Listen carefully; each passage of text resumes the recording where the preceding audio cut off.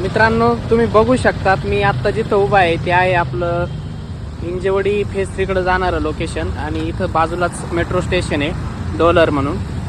तुम्ही बघू शकता मित्रांनो, इथं नाल्यावर एक अतिक्रमण केलं गेलं होतं आणि त्या अतिक्रमणानंतर अजितदादांनी सूचना दिल्या रोडला अडथळे येत होते म्हणून, आणि हे अतिक्रमण पूर्ण साफ करण्यात आलेलं आहे.